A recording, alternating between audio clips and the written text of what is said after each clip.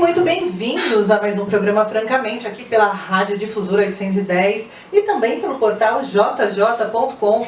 Você acessa, clica lá no link Rádio Difusora e consegue nos ouvir ao vivo até a 1 da tarde e mais tarde lá no YouTube, né, gente? Já se inscreveu no canal Taino Franco? Pois é, vai lá que eu tô de olho.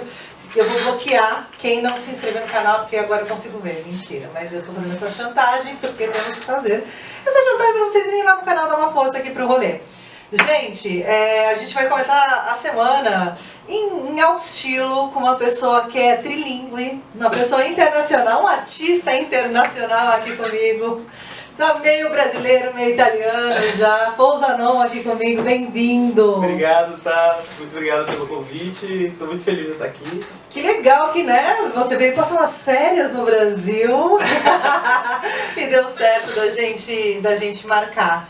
Você é músico de formação, é bonequeiro, é ator, o que mais? Mímico, diretor, mascareiro.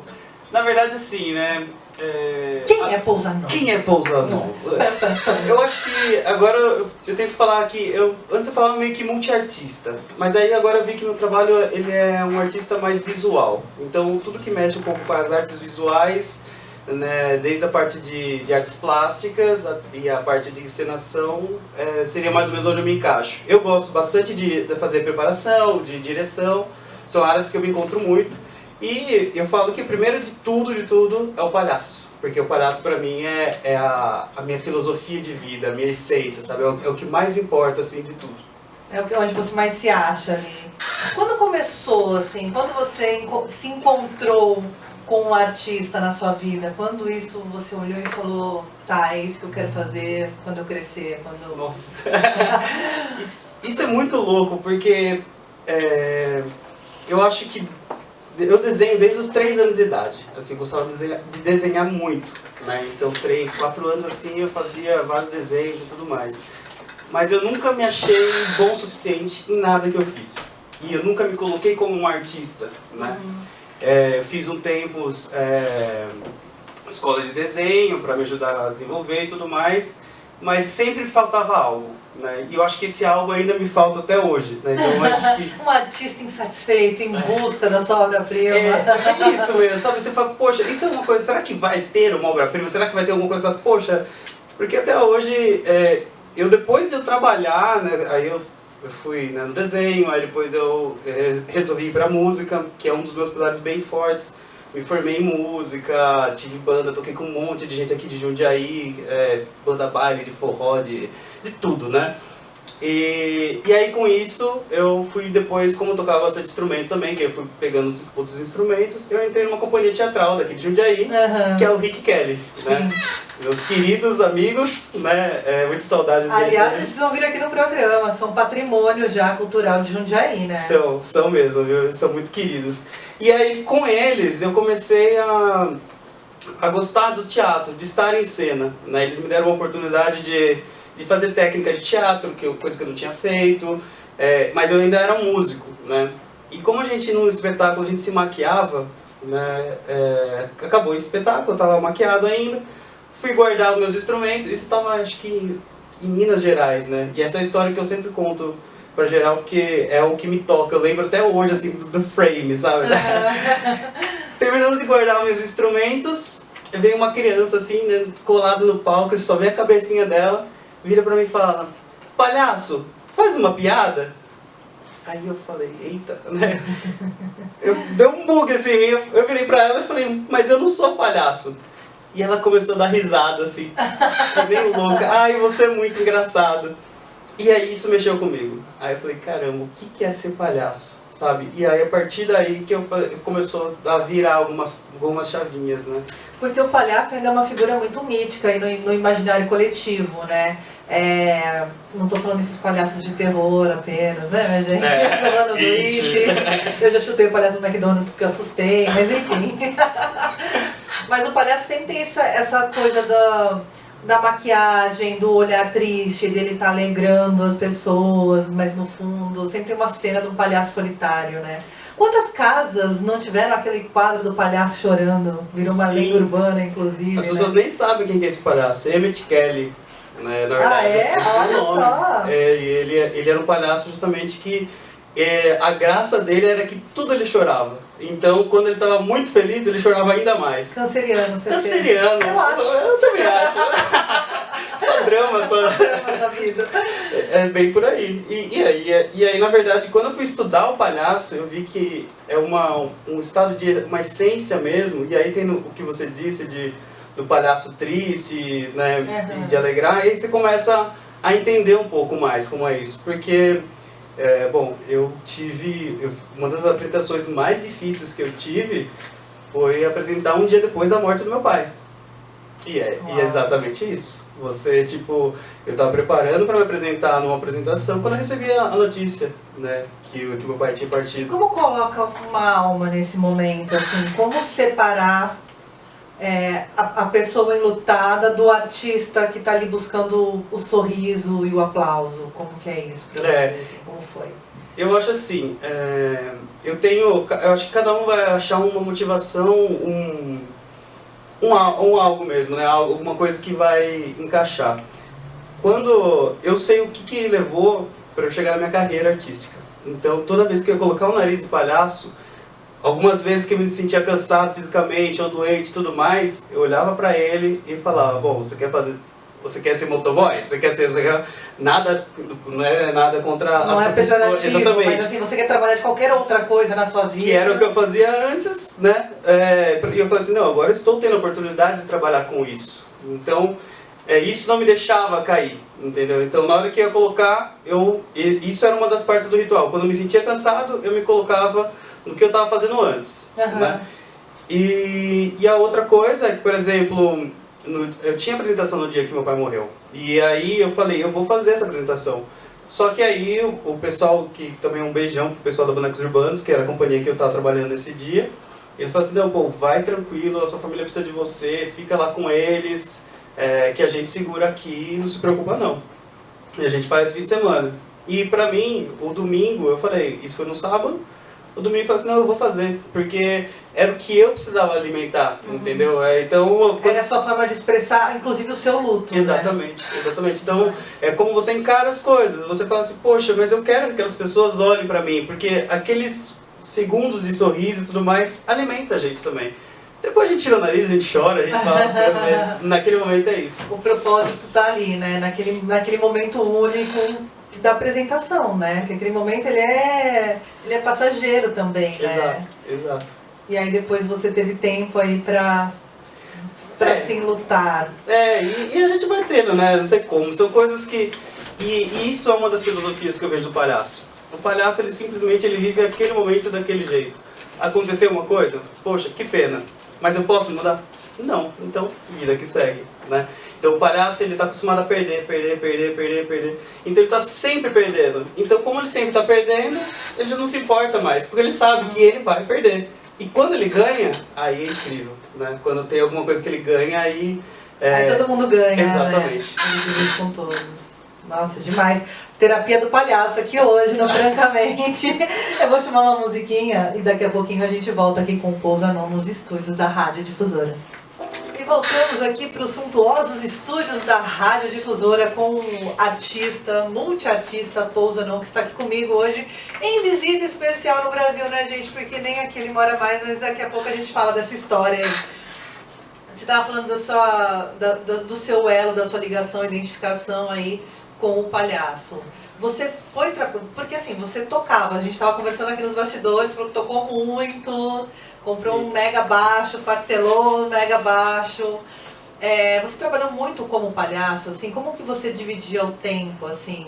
Tipo, pintou uma produção artística, eu vou. Como que era isso na sua cabeça? Ou você ficou um tempo trabalhando com cada coisa? Putz, eu acho que essa, na verdade, foi a diferença. Eu não tinha... Tinha fase, sim, que eu trabalhava mais com alguma coisa. Então, por exemplo, como... Eu tive essa transição de que quando eu falei assim, beleza, então eu entendi do teatro e eu fui pro teatro, palhaço, e fui estudar. Só que isso me fez também ser um músico ator. E aí com isso eu fui para Campinas. Eu trabalhei numa companhia lá por um ano, em Campinas, em que eu conheci o Brasil inteiro. E aí foi uma turnezona, assim, tipo 2 meses, acho que foram 20 estados. Uau! Correria, assim, absurda. Então, ou seja, eu tava sentindo que ali nessa companhia, já vou fazer até outro link daqui a pouco disso daí para entender melhor. Eu fui como músico-ator nessa companhia, então mais tocava, mas eu tinha minha presença cênica, né? Então alguma coisa, às vezes eu pegava o baixo, deixava ele em ponto fixo e ia tocava com ele parado, enfim. Em Mato Grosso aconteceu uma diversidade que uma das carretas, só para contextualizar, essa companhia ela fazia o Alto de Natal, né? Então começava acho que entre novembro ou finalzinho de outubro, alguma coisa assim, e ia até o Natal praticamente, viajando e apresentando esse Alto de Natal nas cidades.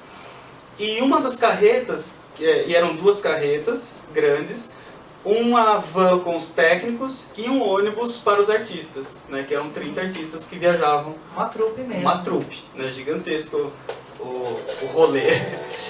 E a carreta com o cenário, que estava com tudo, cenário não, desculpa, com os figurinos, boneco, tinha todo um monte de coisa lá nessa carreta, ela quebrou no meio do caminho. E a gente tinha uma multa, enfim, né, que se não se apresentasse ia ter multa pelo patrocinador, enfim. E aí a gente viu que a gente ia ter que adiar. Só que isso a gente viu no dia da apresentação. E nessa espetáculo eu só tocava. E aí eu tava no hotel, os músicos eles simplesmente chegavam quase que 2 horas antes só. Faz o som e valendo. E aí eu tava esse dia no hotel, tava descansando, aí ligaram lá pra mim. Pô, você pode subir aqui rapidinho? Perfeito, tem coisa aí, né? Eita. Aí que tá. Aí me explicaram, falaram só o seguinte, as caixas de som, cenários, os adereços, tudo não vão chegar, né? E aí a gente vai ter que entreter o público. Por acaso, você tem alguma coisa de palhaço pra apresentar e não sei o que tem? Aí eu falei, bom, vamos, né? O palhaço é aquela coisa, vamos, né? Aí eu falei, então tem o Rubinho, né? Que é da Bonecos Urbanos. Ele também é palhaço, vocês poderiam fazer alguma coisa e tudo mais. De improviso, assim. De improviso. Aí, chegamos conversando, e aí o Rubinho virou pra mim e falou assim, pô, conhece tal sketch? Conheço. E essa aqui? Conheço, tal. Então a gente meio que estipulou as sketches clássicas, né? E aí que eu vejo a importância de você estudar também, sabe? De pegar as origens e tudo mais. Eu sabia, né? As sketches, eu tinha treinado, já tinha estudado bastante. E ele falou, vamos fazer essa daqui? Vamos. E fechamos. Só que a gente não tinha nariz, a gente não tinha figurino. Chegou na noite, né? Tinha 2.000 pessoas na praça. 2.000 pessoas. E aí eles improvisaram um headset, né, pra gente poder falar. Eu peguei um batom da plateia, que nem batom a gente tinha. E aí eu só pintei aqui assim o meu nariz e tudo mais. E eu peguei a calça de um dos técnicos do teatro, que era largona, né? E esse foi o figurino. Tipo, a gente tava de técnicos do teatro e sem nada, sem nenhuma maquiagem. E aí o pessoal riu muito, assim. Depois vieram falar, nossa, vocês são muito engraçados, não sei o que tem e tal. E aí, a partir daí, o Rubinho falou, poxa, a gente podia fazer uma parceria lá em São Paulo. E aí eu comecei a trabalhar com os bonecos urbanos, que aí foi minha ligação com os bonecos. Então, por isso, assim, não é uma coisa, eu só fiz palhaço, eu só fiz música. As coisas elas começaram a se misturar. E como eu sou uma pessoa que, pra mim vai pro desafio? Vou pro desafio, sabe? O que me motiva é o desafio. Então, o que eu conhecia de boneco? O que eu conhecia de artes plásticas? Nada. Mas o desafio de estar lá, de falar assim, poxa, vamos fazer? Eu falei, vamos, tô aqui mesmo. E você virou um mega bonequeiro, vamos combinar, né? Referência no Brasil, agora no mundo. E aí, como que foi esse desafio?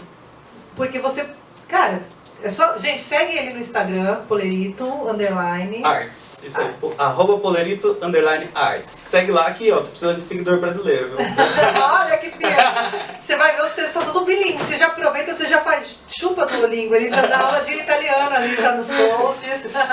Mas você desenvolveu uma técnica ali que você tem peças absurdas, né?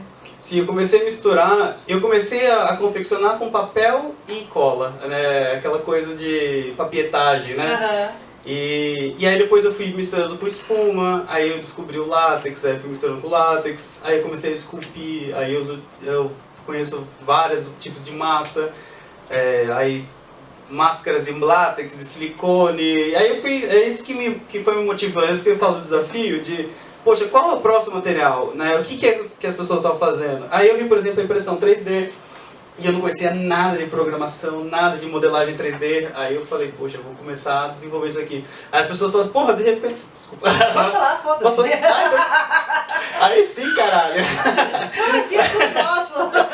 Então, aí eu falei, né... eu fiquei... O pessoal falou assim, caralho, você tá em...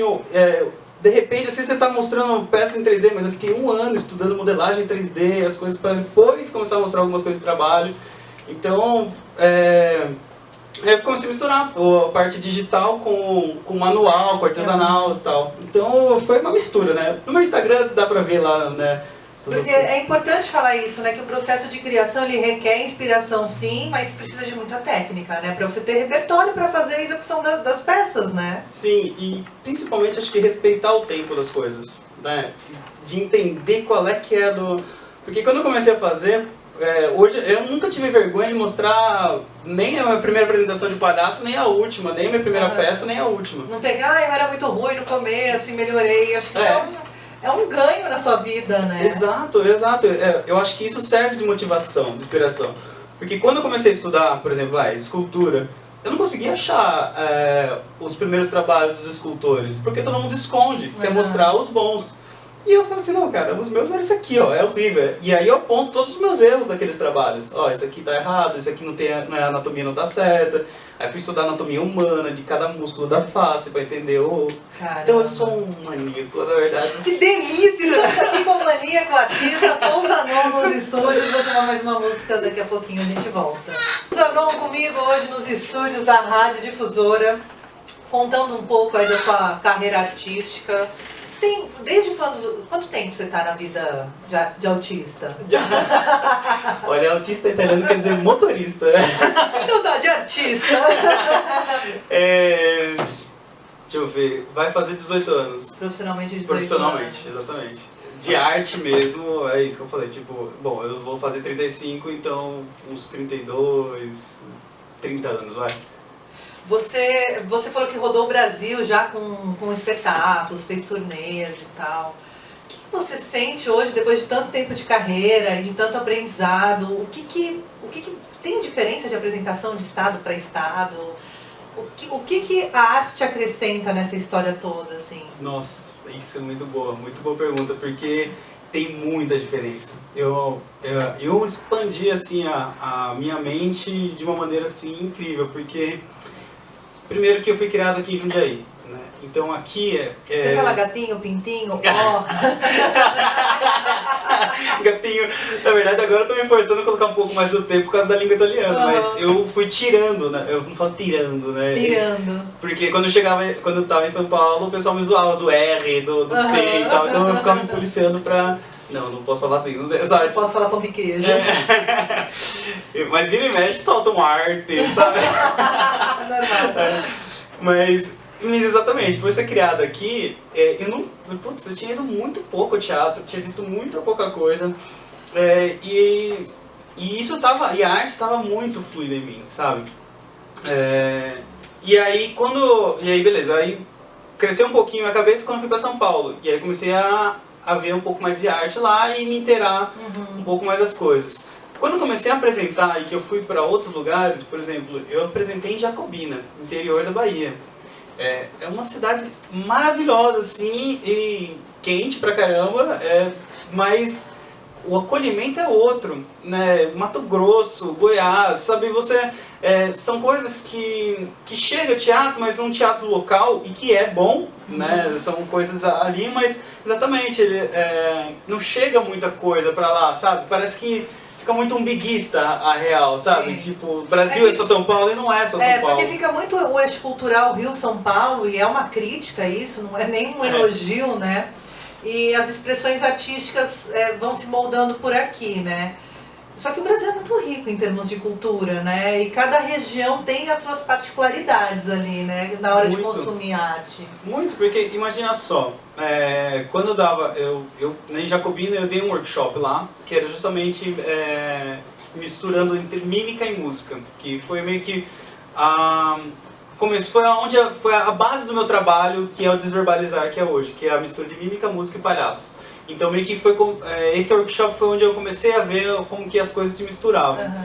E eu era, tipo assim, o professor é de São Paulo. Então as pessoas queriam fazer porque o professor é de São Paulo.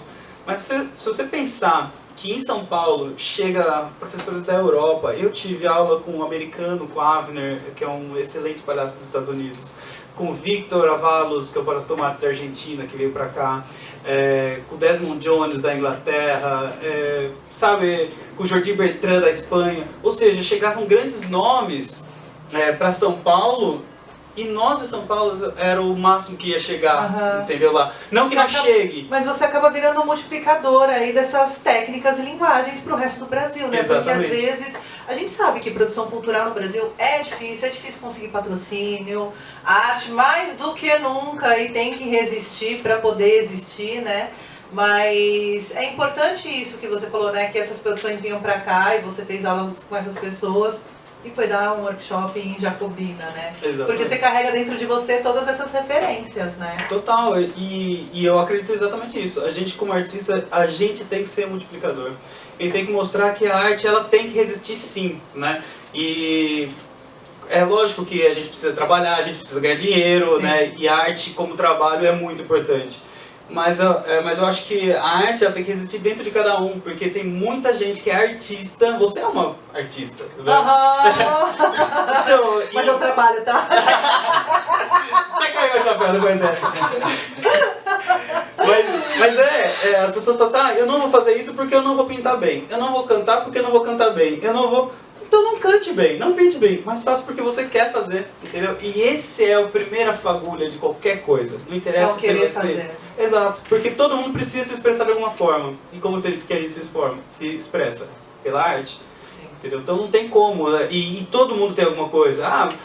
Não é possível que alguém não queira desenhar algo, que não queira escrever algo, que não queira dançar, sabe? Sempre tem algo para se expressar. É porque é inerente ao ser humano, né? A gente trabalha aí com vertentes artísticas. A cultura, eu sempre falo que a cultura é muito maior do que as expressões artísticas, né? A cultura tem o jeito que você se relaciona, a comunidade que você vive, o que você come, o que você veste. A cultura é muito ampla, o termo.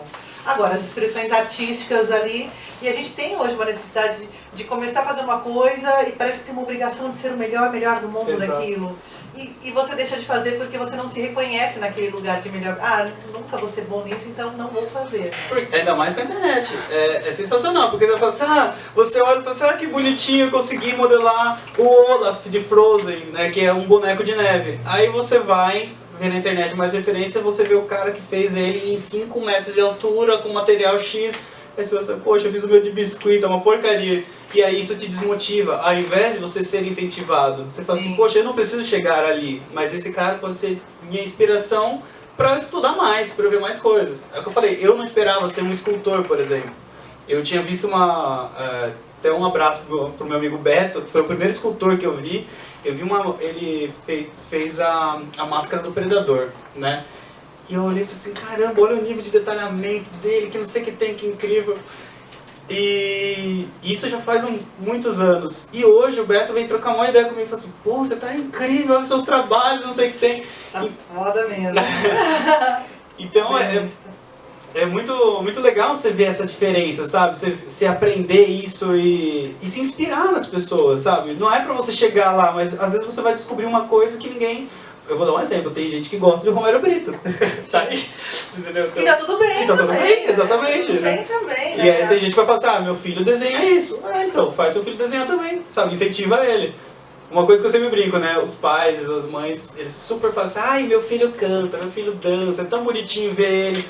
Cresceu, quer virar profissão, aí não. Não, chega, aí, você vai vai fazer administração. Exatamente. Porque tem muito isso, né, de você também tolher as expressões, principalmente na criança, né? É bonitinho ali enquanto é criança, enquanto está em idade escolar, chegou na adolescência, não, você não vai sair da noite para fazer show. Exatamente. Você tem que estudar para o vestibular, para fazer uma faculdade. Ou a famosa, arte não dá dinheiro. A arte não dá dinheiro. Foi a brincadeira que eu fiz, gente, não, eu trabalho. Então, exatamente. Porque é muito comum as bandas vêm aqui e falam, tá, vocês são músicos, e trabalham com o quê? Porque é a pergunta de sempre, né? Sim. Porque no Brasil existe essa máxima que artistas não ganham dinheiro porque o mercado não paga e porque, enfim, tem um monte de mística em cima disso, né?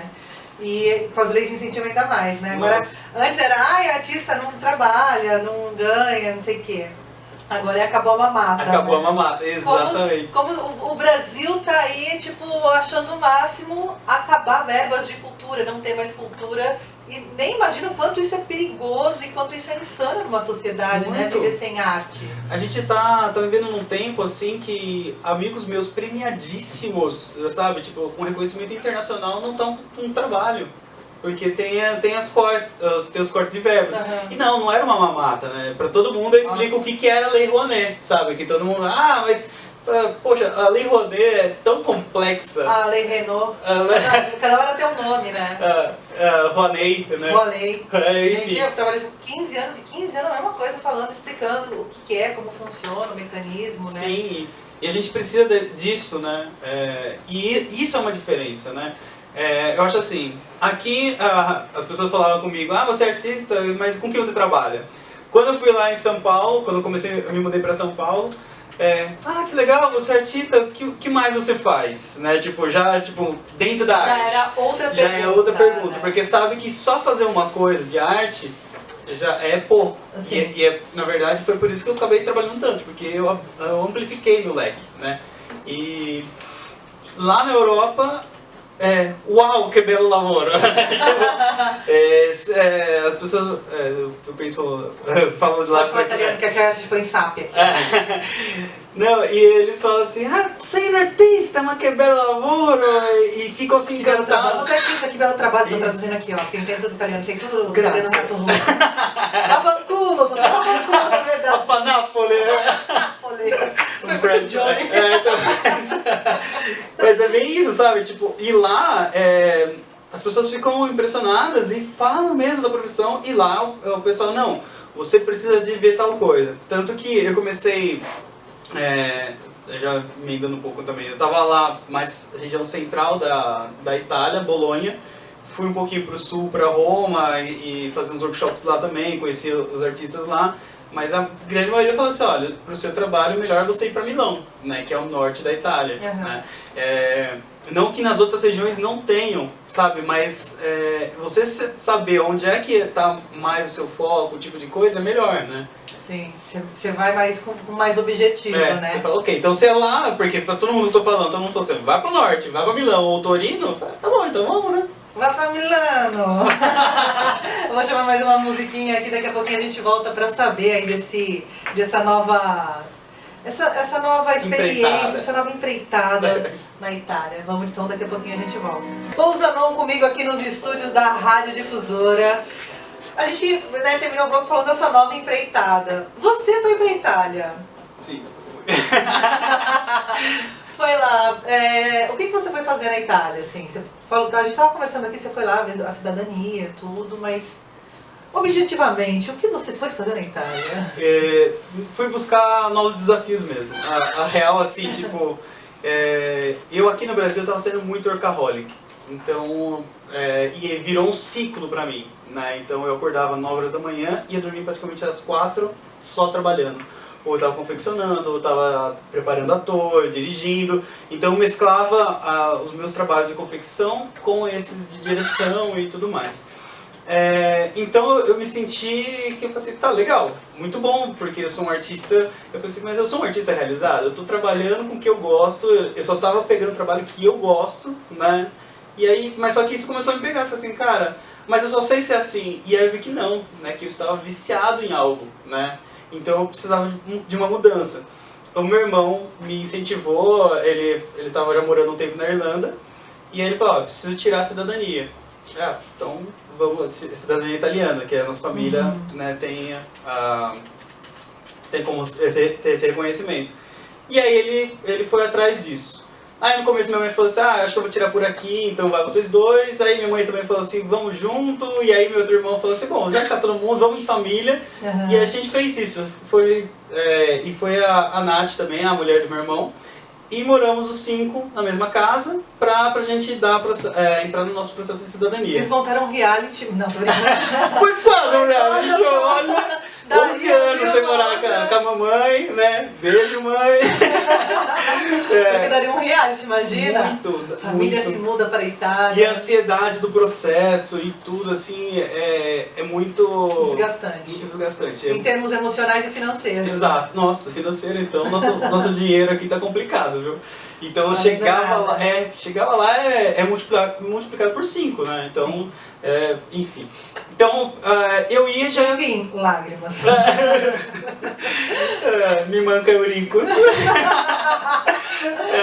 Aí, a ideia era já ir e já descobrir o que era a arte, porque, poxa, eu estudei muita arte italiana, então para mim foi um momento muito emocionante ver o David de Michelangelo, né? Aquela escultura de mármore que foi feita 500 anos atrás. Sem impressora 3D. Sem impressora 3D, sem nada. Mas, cara, é incrível, né? Então eu falei assim, vou dar um jeito de me infiltrar aqui nas artes, ver qual é que é, né, tentar... Só que eu não podia ainda trabalhar, porque eu não tinha o reconhecimento da cidadania italiana. Então o processo foi isso, eu não podia trabalhar, eu só estava gastando dinheiro, né, então eu aproveitei também para fazer alguns cursos, algumas coisas de lá, e assim que saísse eu ia emendar, né, pra ver o que eu conseguiria trabalhar na minha área, que é de arte. Só que aí a gente tinha uma passagem de volta. Então a gente falou assim, tá bom, né? Já que a gente tem e tal, eu vi que eu precisava de algumas máscaras, eu vi questão de ferramentas e materiais lá que eu ia gastar muito em euro lá. Sim. Então, enquanto não tá ganhando em euro, melhor... Fica mais barato voltar pro Brasil, organizar as coisas aqui para voltar para Itália. Eu tenho algumas propostas de trabalho que eu estou trabalhando aqui, né? Então com isso me paga para voltar e para ficar mais tranquilo. E eu já estou aproveitando para fazer meus projetos pessoais para já levar para lá, né? Que são as máscaras que eu vou levar de silicone e tudo mais. Então foi meio que uma estratégia assim de... Gente, imagina se abrem a mala desse homem no aeroporto, um monte de máscara, um monte de rosto. É isso que vão encontrar. Exatamente. Máscaras, rostos e ferramentas. Que loucura. Maluco, tem que estar a carteirinha de artista ali. Eu trouxe a impressora 3D da Itália, né? Aqui ela vai ficar, né? Já tá vendida, na verdade, né? Essa aqui fica no Brasil, eu compro outra lá. Mas eu coloquei na mala e trouxe pra cá. Daí passou. Bem. Mas aí agora o plano é justamente isso, né? Agora, como cidadão italiano, desenvolver mais alguma coisa por lá, tá mais perto dos grupos de teatro, enfim, e aos pouquinhos... E como você sente... você falou, artista, né? Que belo trabalho, mas você sentiu a Itália ser receptiva, assim? Como que foi você... porque uma coisa é o que a gente idealiza e vê no Instagram do coleguinha, né? Ou do artista que fala, estou morando em outro lugar do mundo e aqui é maravilhoso, bem melhor que o Brasil. Mas como que é a adaptação? Como pessoa física e como pessoa jurídica, assim, como foram esses 4 meses aí? E as conversas, né? Você se sentiu bem recebido por ser um artista, né? Olha, eu acho assim que eu tive muita sorte nessa primeira parte. Porque, primeiro que a gente ficou num lugar em que as pessoas nem sabem, muitos brasileiros não sabem que o Brasil participou da Segunda Guerra e defendeu a Itália. Sim. E a gente ficou exatamente onde estava o confronto entre os alemães e os brasileiros. Então eu conheci muito da história do Brasil ali, eu conversei com uma senhora que falou que dividiu casa com soldados, tipo, os alemães expulsaram ela de casa, os soldados brasileiros recuperaram a casa dela e ela morou com os brasileiros durante a guerra. Aliás, assista um documentário que tem no YouTube chamado Senta Pua. É maravilhoso. Perfeito. Eu amo esse documentário, tem em DVD. Então, é isso, as histórias estão aí. Vai sair agora um novo falando dos pracinhas e tudo mais, vai ser lançado lá na Itália. Então, ou seja, por eu ser brasileiro e eles saberem tão forte a história, porque eles perderam muitos parentes lá, sabe? Cada vez que um soldado brasileiro matava um soldado alemão, os alemães matavam 10 civis. Então foi um massacre que aconteceu ali por região, sabe? Então foi muito louco, eu aprendi a história do Brasil, aprendi a história do lugar. E pra você que aplaude nazismo, desliga esse vídeo, que esse vídeo não é pra você. A gente não quer ser seu amigo. Lá é complicado, exatamente isso. Tipo, você falar de fascismo e nazismo, eles ficam putos assim mesmo, porque eles sabem como foi, né? Mas enfim, então assim, eu já tive essa recepção um pouco mais calorosa. Sim. Quando eu falava que era artista, então eles gostavam mais, porque eles queriam saber mais da arte, das coisas. E tem muita coisa, por exemplo, lá eu não achei ninguém que trabalhasse com impressão 3D. Então, ou seja... É um mercado todo pra você explorar, né? Então quando eu mostrei as máscaras que eu fiz lá, na impressora 3D que eu comprei lá e tal, eles acharam magnífico, sabe? Tipo, uma coisa muito diferente. Então são coisas que eu vou meio que aproveitar disso pra ver se eu consigo embarcar, assim, sabe? Não, e você como é um multi-artista, né, tem múltiplos talentos ali, você se enquadra, daqui a pouco tá o Pousanon lá nas passarelas da Semana Internacional de Moda em Milão, imagina? Eu acho que é uma boa previsão, eu gostava quando você fala assim, bem que eu também falou, Eu só fiz essa previsão porque meu sonho aí eu quero ver você lá, então muito bem, gosto assim, já tô plantando a sementinha. E foi muito isso, sabe? Não, então assim, eles valorizam muito a arte, eles gostam muito, né? E alguns pequenos sonhos foram realizados lá, sabe? Coisas que às vezes a gente não tem dimensão aqui, né? Eu vi o Michelangelo.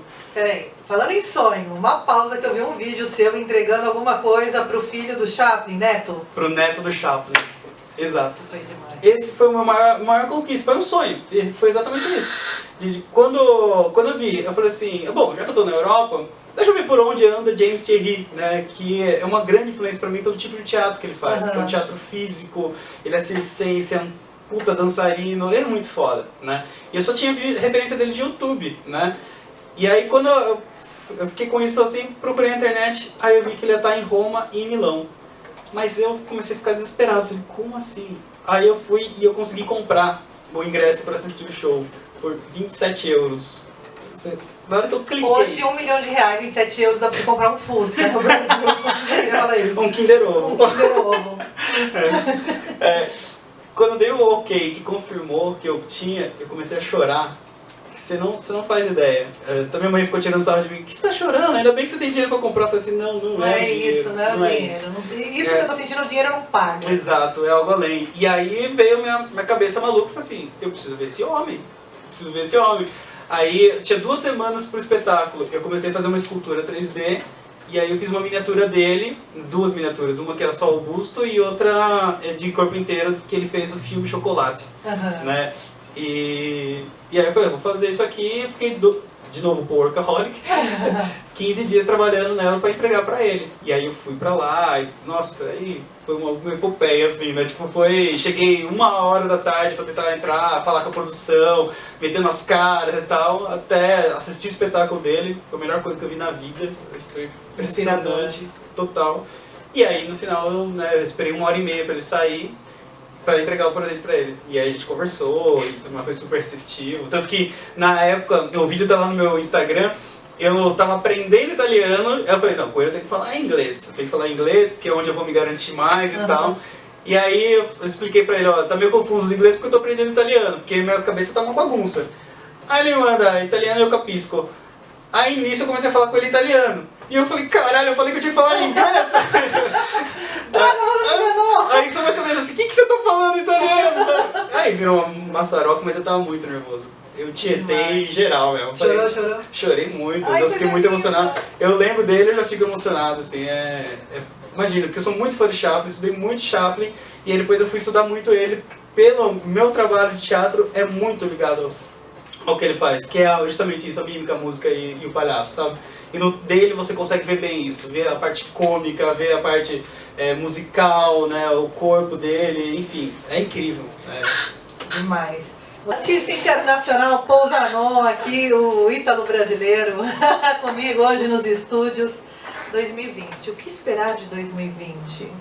Uma coisa, você tem que prometer que sempre que você estiver no Brasil, você vem aqui. Se eu não estiver aqui, você vai onde a gente vai se encontrar pra gente bater papo, eu por gosto, favor. isso eu gosto. Eu topo, eu gosto de bater papo. E traga vinho de 2 euros. Eu tenho um Atari, inclusive. Sou velha, né, meu bem? Não, adoro meu primeiro videogame também.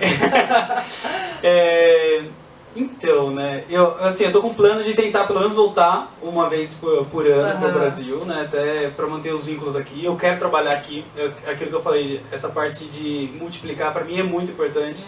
Não adianta eu pegar lá e estudar com companhia de Berlim e ficar pra mim, entendeu? Então, na verdade, é aproveitar e trazer isso pra cá.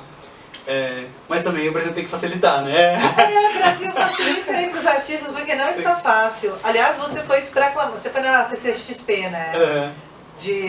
Do ano passado, porque, não, ano retrasado, na verdade, porque esse ano eu tava lá, né? E assim, Você estava falando do Chaplin, das suas referências, as coisas técnicas e tal, mas também você entra no seu Insta, tem vários elementos de cultura pop ali, né? Sou muito nerd. Eu gosto muito, eu fiz o meu cosplay de Rei da Noite, né, Night King. Rei da Noite aqui pro Brasil, Rei da Noite! Aqui pro Jundiaí, né? Mas,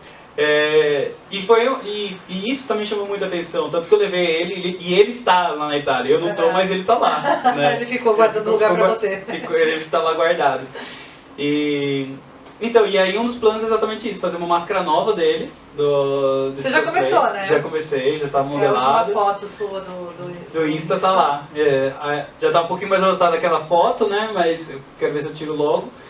E porque lá também, é o que eu falei, eu não tenho nenhum problema assim da onde eu for atuar. Então, qualquer coisa eu vou me vestir mesmo com cosplay, vou pra rua e coloco lá pra receber moedinhas. Né? Então, cada €1 é R$5, então tá ótimo. Já tá rico no Brasil, né?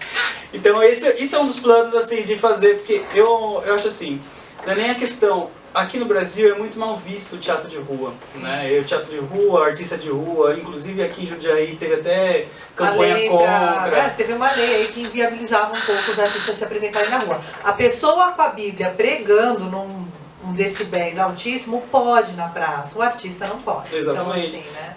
E isso é muito complicado, então quando eu falo de rua, as pessoas têm esse olhar preconceituoso.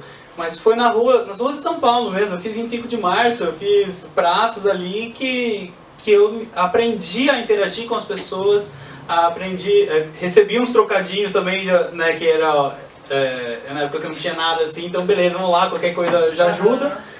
E lá eles valorizam muito, porque a rua é muito democrática. Se a pessoa olha e gosta, ela fica. Se ela olha e não gosta, ela vaza. Né? Então, é uma plateia que não mente, né? Exatamente. Não é como se apresentar num bar, num estabelecimento fechado, que a pessoa pagou, ela vai ficar ali até o final, né? Exato, é tipo isso. Então, eu tenho planos assim de fazer como laboratório, para até ver culturalmente como que e lógico também para ganhar uns trocados, né? Em euros. E fazer bastante esse contato mesmo com companhias teatrais, mesmo que seja para fazer estágios, sabe? Me colocar como em outra forma. Então é realmente a parte do desafio, né? Nasce um novo Pousanon, né? Total. Carregando toda essa bagagem emocional, artística, cultural. Agora, querendo ou não, novos desafios. E chega uma fase que é um pouco diferente, porque quando eu comecei na arte, eu comecei zerado, né? Então eu não tinha dinheiro pra porra nenhuma. Já que pode falar? Pode. Então eu não tinha dinheiro pra nada, né? Então eu tinha que provar que eu ia conseguir ganhar dinheiro. Aí depois eu tive que provar que eu sou um artista, sabe? Então sempre esse lance de tentar provar me cansou, né? Então eu tô vendo outras formas, tanto que minha política já tinha mudado aqui no Brasil, de pegar trabalhos que valem a pena, né? Então às vezes eu fiz, e quando eu falo isso não é financeiramente, porque eu trabalhei muito de graça para algumas pessoas, né? E porque eu quero, eu acredito, e era uma maneira de eu incentivar um projeto, ou para valores bem mais baixos do que eu cobraria para um musical, por exemplo, né? Ou para uma TV. Você consegue fazer, ok, tem verba de produção para isso e eu tenho que cobrar um valor justo para isso. Mas o teatro hoje é independente, né? Então, tipo, teatro independente, você cobrar... Eu fui fazer boneco porque eu não tinha R$800 para pagar um boneco, né? E 800 conto é um boneco simples. Sim. Então eu tive que aprender justamente para isso, né? Então, se eu puder incentivar e motivar alguém, eu vou fazer isso, né? Então, para lá, eu já estou com uma outra visão, com outra maneira, eu já tenho um portfólio onde eu posso chegar, eu tenho tipos de materiais que eu trabalho, eu tenho uma metodologia de ensino, de direção, então eu quero voltar muito para isso, né? Mas primeiro eu tenho que estar me inserindo, né? Então a ideia é essa, ir me inserindo através de cursos, de tentar fazer residências em companhias teatrais e tá emocionalmente disponível para o que a Itália te oferecer, Europa no geral, porque aqui você fala, Itália, você andou um pouquinho, você já está na Espanha, já tá atravessando fronteira, né? Exatamente. Esse ano eu pretendo em setembro ir para a França, que tem um festival de boneco lá, em Charleville, então eu quero ver se eu consigo me programar para isso, e para a Espanha e para Portugal. Então são os lugares assim que já estão na mira desse ano, assim. Demais. Mas é lógico que vai depender. Se de repente eu acho alguma coisa muito legal, eu tento adiar uma coisa ou outra, né? É, você tá flexível nesse sentido, né? Sim. Espero te encontrar na Europa! Por que não? Imagina! Vamos tomar uns vinhos. Vamos tomar uns vinhos, não, com certeza. Obrigada, viu? Obrigada mesmo. Quer dar recado aí pra galera? Mandar beijo pra mãe? Obrigado a todos vocês. Um beijo pra todos. Eu não preciso falar porque muita gente me apoia. Quem tá junto, né? A gente já Quem tá sabe. junto sabe, né? A gente já sabe quem tá, né? Então, se sentam abraçados e beijados. E o recado mais é pra artista mesmo, que tipo, independente de tudo, faça arte. Foda-se se vai ganhar dinheiro ou não. Faça o que quer fazer, entendeu? Pode estar trampando em qualquer outra coisa. Eu falo, porque eu paguei meus cursos de mímica sendo motoboy, entendeu? E eu tenho muito orgulho de falar isso, porque isso vai ajudar outras pessoas. Então, vai entregar, vai ser carteiro, vai ser o que for preciso, mas não deixe de fazer a sua arte, entendeu? Acho que é isso. Gente, é isso. Olha, eu vou ficando por aqui. Amanhã tem mais Francamente. Consumam arte, apoiem o artista aí do lado. Sempre tem um artista perto de você. E bebam água. Beijo.